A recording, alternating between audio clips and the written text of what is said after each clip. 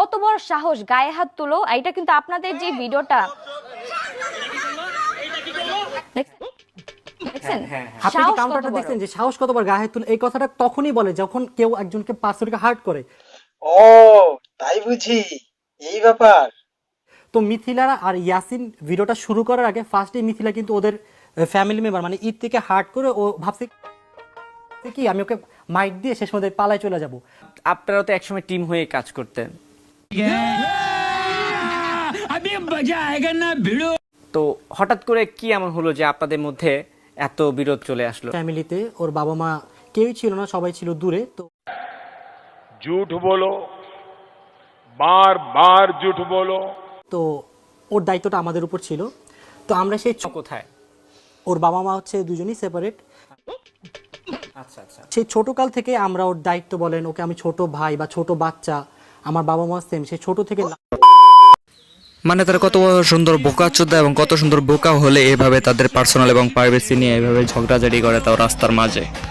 তো হয়ে গেছে, আসসালামু আলাইকুম, this is Hridoy, welcome to Scott gaming. তো কেমন আছো তোমরা? বড় বড় মতো নতুন এক ভিডিও নিয়ে হাজির হয়ে গেলাম আমরা। এখন আমাদের দেশে বাংলাদেশে এমন একটা পাবলিক ফিগার আছে যারা কিনা ইউটিউবের মাধ্যমে প্লে হয়েছে, যেমন তো সৌদি আরবের কথাই ধরো আর বাংলাদেশের মুক্তাসিরের কথাই ধরো। এখন তোমরা যাই বলে এটা হলো ইউটিউবের বাংলাদেশের হেড এবং এবার বাংলাদেশের ফেস। এখন তোমরা তাদেরকে লাভ করবা হেড করার তোমার নিজস্ব ব্যাপার। বাংলাদেশের ইউটিউবার রাকিব হোসেনের কিন্তু সাবস্ক্রাইব একটা ভিউজ, রাকিব হোসেনের পার্সোনাল হিসাবে কিন্তু তাদের সাবস্ক্রাইবার অনেক। এখন তার ইউটিউব চ্যানেলে 10 মিলিয়নের উপরে সাবস্ক্রাইব আছে বলে তার বুঝতে হবে যে মানুষ তার ভিডিওগুলো দেখে। এক কথা বলা যায় তাহলে one client of public figure. এখন তারা কেন ভাই উপস্থিতের মতো অনলাইনে এসে ঝগড়া করতেছে এবং তারা কেন উপস্থিতের মতো হাতাহাতি করতে আছে অনলাইনে আইসা? একজন খুব বুঝতে এবং নেচার প্রবলেম এটা তো তোমরা বুঝতে পারছো, তাই না? এটা কিন্তু গাইস আমি শুধু বলতেছি না, কমেন্ট বক্সে দেয় দেখো অনেকেই বলতেছে এই কথাটা।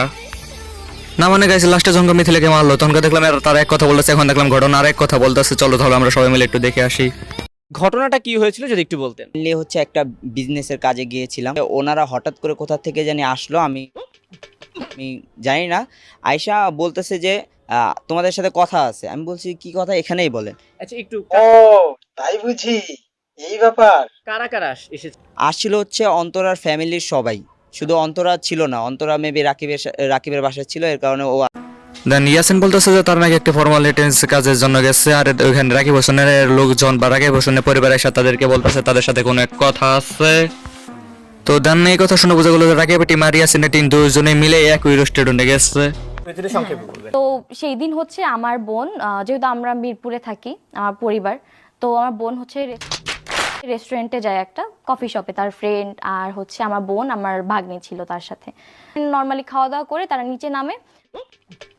তো নামার পর আমার বাসায় যাবে, তো রিক্সায় উঠবে, এই মুহূর্তে মানে দেখে যে ইয়াসিন আর মিথিলা হচ্ছে বাইক নিয়ে আসছে।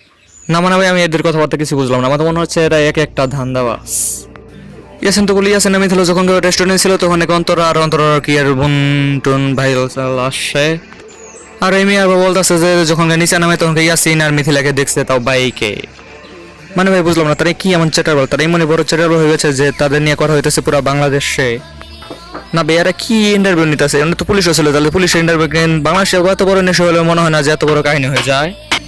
এখন গেছে ওদের এই বিষয়ে যদি আমি আমার মতামত শেয়ার করি তাহলে মেয়েমানের সময় ঝামেলা মনে হয়। মেয়েমানের ঝামেলা মনে হয়, কিসের জন্য ঝামেলা মনে হয় সেটাই তোমাদেরকে এখন বুঝাইতেছি। এখন আমি যেটা বলেছিলাম মেয়ে মানুষ বলতে আমার কাছে ঝামেলা মনে হয়, কিন্তু তোমাদের কাছে কি মনে হয় আমি জানি না, কিন্তু আমার কাছে অন্তর আর মিথিলা দুজনকেই পুরো ঝামেলাই মনে হয়। এখন গেছে রাকিব হোসেনের সাথে একটা ছেলে থাকতো মেহেদি, এখন সব অন্তর আসার পরে কিন্তু এদের সবটারই পুরো ঘোড়া হয়ে গেছে।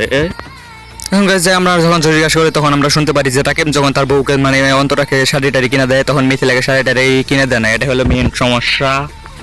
না মানে গেছে এইসব বিষয় নিয়ে তাদের মধ্যে নাকি ঝামেলা এবং ঝামেলা হয়েছে। গাইস কি রকম আচরদার কাহিনী রে ভাই। সব সময় যদি আমার ওয়াইফকে একটা শাড়ি কিনে দেয় আমি চেষ্টা করতাম ওকে একটা শাড়ি কিনে দেয়, বাট সব সময় এই জিনিসটা যদি আমি কন্টিনিউ করি বা এই জিনিসটা কিন্তু দেখতেও ভালো লাগে না। পারতাম করতাম, বাট মিথিলা জিনিসটা মাইনে নিতে পারতো না। মিথিলা চাইতো আমি আমার ওয়াইফকে যেভাবে ট্রিট করি আমি যাতে তাকে সেভাবে ট্রিট করি। ও তাই বুঝি। তো একদিন দুই দিন সে আস্তে আস্তে আমাদের মধ্যে ঝগড়া লাগানো শুরু করে, আমার ইয়াসিনের মধ্যে, আজকে এটা লাগায় কালকে ওইটা লাগায়। গাইস আমার এখন মনে হইতেছে যে ভিডিওর টাইটেল এবং ইটা দেওয়ার থাম্বনেল দেওয়া উচিত ছিল যে রাকিব হোসেন মিথিলাকে শাড়ি কিনে না দেওয়ার জন্য রাকিব হোসেন আর এর মধ্যে তোপল যুদ্ধ। আবার গাইস আমার মাথায় এটাই আসে যে ইয়াসিন আর মিথিলা যে রেস্টুরেন্টে গেল ওরা ওই রেস্টুরেন্টে গেল কিভাবে?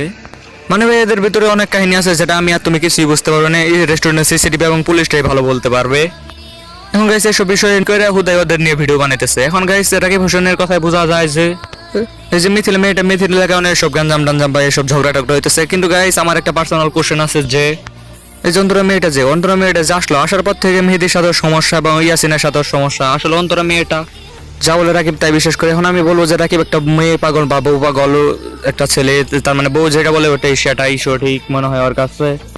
এখন গাইস আমার মনে হয় যে সিসিটিভি যেগুলো আছে সিসিটিভি চেক করা উচিত এবং পুলিশগুলো ইন্টারভিউ নেওয়া দরকার।